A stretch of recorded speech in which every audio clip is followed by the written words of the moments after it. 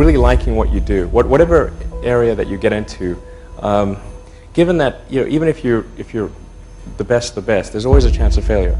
So I think it's important that you really like whatever you're doing. If you don't like it, life is too short. If you like what you're doing, you think about it even when you're not working. It's something that your mind is drawn to. And if you don't like it, you just really can't make it work, I think. People try to talk me out of starting a rocket company. It was crazy. One good friend of mine collected a whole series of videos of rockets blowing up and made me watch those. He just didn't want me to lose all my money. We're doing these things that seem unlikely to succeed, and we've been fortunate, and at least thus far they have succeeded. Now is the time to take risk. You don't have kids. As you get older, your obligations increase. And once you have a family, you start taking risk not just for yourself, but for your family as well. It gets much harder to do things that might not work out. So now is the time to do that before you have those obligations. So I would encourage you to take risks now, do something bold.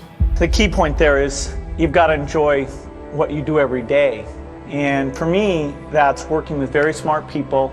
It's working on new problems. Every time we think, hey, we've had a little bit of success, we're pretty careful not to dwell on it too much because the bar gets raised. If you're going to start a company, it takes so much energy that it better overcome your feeling of risk. I don't think that you necessarily, if you're going to start a company, should do it at the start of your career. I think there's a lot to be said for working for a company, learning how they do things. If you're young, it's hard to go lease premises. They made that hard for me. You couldn't rent a car when you were under 25 at the time, so I was always taking taxis to go see customers. It's hard to hire older people because they'll be a little bit conservative about whether they should come and take the risk. And it took 3 or 4 years before we could go out into the normal sort of employment pool. But those problems that come with starting a firm, you better think of those as part of the pleasure, part of the challenge that is part of the excitement. It never bothered me if people disagreed with what I thought, as long as I felt I knew the facts. I mean, there's a whole bunch of things I don't know a thing about. I just stay away from those. So I stay within what I call my circle of competence. And Tom Watson said it best. He said, I'm no genius, but I'm smart in spots, and I stay around those spots. Well, I try and stay around those spots, and I just don't have a problem if somebody says, you're wrong on something. I go back and look at the facts, and I think that really is much more important, frankly, than having a few points of IQ or having an extra course or two in school or anything of the sort. You need emotional stability.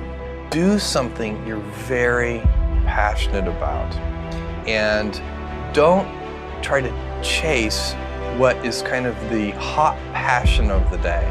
I think we actually saw this. I think you see it all over the place in many different contexts, but I think we saw it in the internet world quite a bit, where at the sort of peak of the sort of internet mania in, say, 1999, you found people who were very passionate about something. They kind of left that job and decided, I'm going to do something in the internet, because it's it was almost like the 1849 gold rush in a way. I mean, you find that people, if you go back and study the history of the 1849 gold rush, you find that at that time everybody who was within shouting distance of California was, they might have been a doctor, but they quit being a doctor and they started panning for gold. Even if it does work, according to some metric, financial success or whatever it might be, I suspect it leaves you ultimately unsatisfied.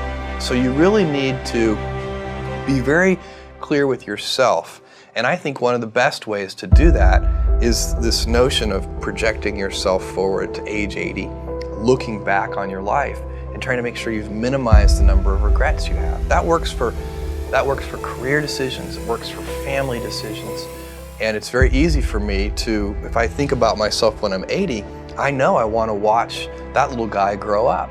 I don't want to be 80 and think, shoot, I missed that whole thing and I don't have the kind of relationship with my son that I wished I had, and so on and so on. So if you think about that, so I guess another thing that I would recommend to people is that they always take a long-term point of view. And I think this is something about which there's a lot of controversy. You know, there's a lot of people, and I'm just not one of them, believe that you should live for the now. I think what you do is you think about great expanse of time ahead of you and try to make sure that you're planning for that in a way that's going to leave you ultimately satisfied. This is the way it works for me. Everybody needs to find that for themselves.